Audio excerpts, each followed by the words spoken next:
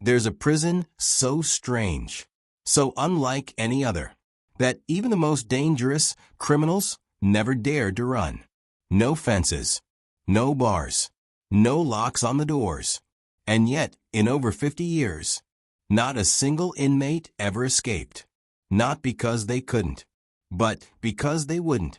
This is the story of Blackridge, the prison where freedom was an illusion, and escape meant something far worse than death. Blackridge Correctional Institute was built in 1958, nestled deep in the Appalachian Mountains of West Virginia. It was small, only about 120 inmates at a time. No high walls, no guard towers, just miles of forest stretching in every direction. From the outside, it looked like a camp, quiet, harmless. But inside, something about it didn't feel right. Even the men who survived their sentence refused to talk about what really happened there. Some called it the open cell. Others, the mine prison. The U.S. government built Blackridge during an experimental phase in correctional psychology. The goal was to reform through trust. Prisoners were allowed to walk freely inside the compound. Doors were never locked. Cells could be entered or left at will. They were told they were free men learning freedom. But there was a catch. One rule that every inmate heard on day one. You may walk wherever you wish, but if you cross the tree line, you'll never make it back. No one explained why. No guard stood outside. Just that eerie warning. In 1974, a man named David Harlow was sent to Blackridge, 32 years old, convicted of armed robbery. He'd already escaped 2 prisons before. When the warden heard his record, he smiled and said, "Good. Maybe you'll be the one who tests the theory." David laughed at the idea of a prison without locks. But that first night, he noticed something strange. Every cell door was wide open, yet everyone stayed inside, silent, awake, watching the hallway like frightened animals. No one spoke. No one slept. And when the lights went out, he heard it, a faint whisper coming from outside the compound. "Don't go near the trees." By his second week, David decided to find out for himself. He waited until midnight, walked through the courtyard, and crossed the invisible line that marked the forest edge. The night was dead quiet. No guards, no alarms, just wind through the branches. He took 10 steps in, then 20. Then he heard it, a sound that made his stomach twist. It wasn't an animal. It was whispering. Hundreds of voices, soft, overlapping, calling his name. David. He turned around, but the prison lights were gone. Behind him, nothing but darkness. Ahead of him, the whispers grew louder. Familiar voices. He swore one of them sounded like his mother, another like his old partner, the one who died in the robbery. Then he saw a faint figure between the trees. He blinked, and it was gone. Terrified, he ran back. When he reached the compound, the inmates were waiting at the fence line, watching. No one said a word. They just stared, like they knew what he'd seen. The next morning, the warden called him in. He didn't ask questions, didn't punish him. He just looked David in the eyes and said, "Now you understand the rules." When David pressed him, the warden only replied, "This place doesn't need walls, son. What keeps men here isn't steel, it's truth." David didn't know what that meant. But that night, he saw something else. An inmate sitting in a courtyard, talking to the air. When David asked who he was talking to, the man whispered, "My brother. He's been dead 20 years. That's when David realized the men weren't afraid of the guards. They were afraid of themselves. Days turned into weeks. David started to notice how the place worked. Every night, inmates reported hearing voices, seeing people from their past. Some cried out, some laughed, some whispered to things no one else could see. The warden called it psychological purification. But David had another word for it: hell. And then, One man disappeared. No alarms. No struggle. Just gone. His cell door was open. Bed untouched. Bible still on the table. The warden simply said, "He found his way out." But David knew better. He'd heard the whispers that night, louder than ever before, and one of them had said his name again. Weeks passed. Days melted together. And in that strange place called Blackridge, David Harlow started to lose track of what was real. Every night, he'd wake up to the same sound, voices murmuring in the distance, like echoes from forgotten lives. He told himself it was his mind playing tricks, isolation, sleep deprivation. But deep down he knew better. This wasn't a normal prison. It was something else. Every inmate was assigned to a prison psychiatrist, Dr. Eleanor Gray, a calm, soft-spoken woman with silver hair and eyes that seemed to look through you. She never asked about crimes. She asked about guilt. "Tell me what you regret, David," she'd say, scribbling in her notebook. "Not what you did, what you wish you could undo." When he tried to brush her off, she'd only smile. "You can't heal if you keep pretending you're innocent." But David didn't want healing. He wanted out. One day, he found a torn file near the maintenance shed, a water-stained government folder labeled Project Blackridge. Inside were fragments of reports. The prison wasn't meant for punishment. It was built for research. It described something called behavioral containment through cognitive fear. The experiment. What if fear itself could hold men captive? Without bars, without force? Subjects were chosen from violent repeat offenders. Men with guilt so heavy it could be used against them. The experiment would expose them to stimuli from the subconscious, forcing each man to confront his own past, until he either broke or changed. That night, David couldn't sleep. He wandered the hallways until he reached a door marked Observation Room. Inside, dozens of black and white monitors flickered. Each one showed an inmate, sleeping, pacing, praying, talking to empty air.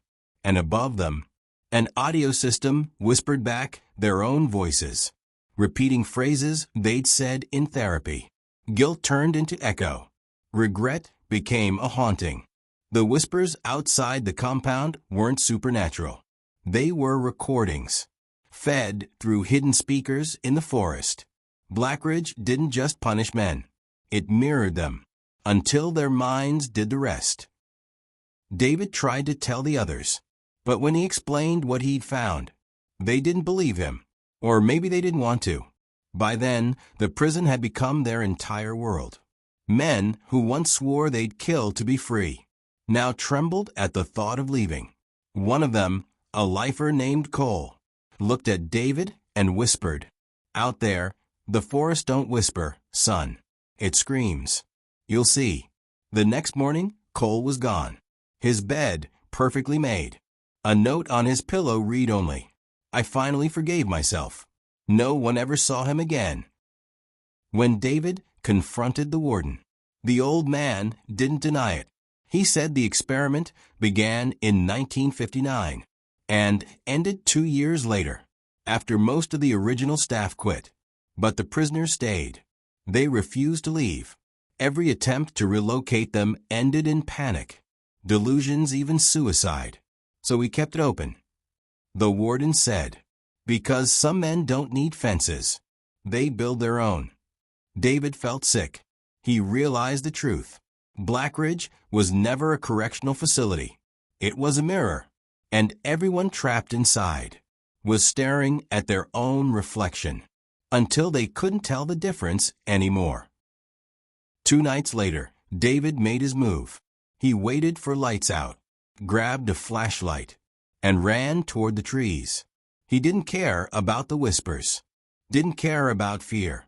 He just wanted to see what was real. But as he entered the forest, he began to hear them again, voices calling his name, begging him to stop. They weren't strangers anymore. They were faces he knew. The man he shot during the robbery, the woman who testified against him, Even his own mother, crying, "Come home, David, please." He stumbled forward, light flickering, until he saw a shape standing ahead. Dr. Gray. Her eyes glowed faintly in the dark, and she said only one thing: "You can't escape what's inside you." Then, everything went black. When he woke up, he was back in his cell, door wide open, sunlight streaming through. No one spoke of the night before. The guards acted like nothing had happened. But something in David had changed. He stopped talking, stopped fighting, stopped trying to run. The man who had escaped 2 prisons before never tried again. And when new inmates arrived, he'd tell them only one thing: "Don't go near the trees." But that wasn't the end, because one final discovery, hidden deep in the warden's files, would reveal the darkest truth of all. The prison had no locks, because no one inside was actually alive. David Harlow spent months in silence. The man who once fought the system now followed every rule without question. He worked in the prison chapel. He mopped floors. He listened when others cried. And sometimes, late at night, he talked to someone who wasn't there. Blackridge had changed him, or maybe it had revealed him. When the old warden died, a new one arrived. A woman named Rachel Moore, sent from the state to finally shut the place down. She brought boxes, recorders, and a small team. Everything had to be documented: files, personnel, inmate records. That's when she noticed something strange. Every inmate file she pulled had the same red stamp at the bottom: transferred, terminal case. But the prison's transport logs showed no departures, no transfers, no deaths. The names were real. The men were real. But their official records ended years ago.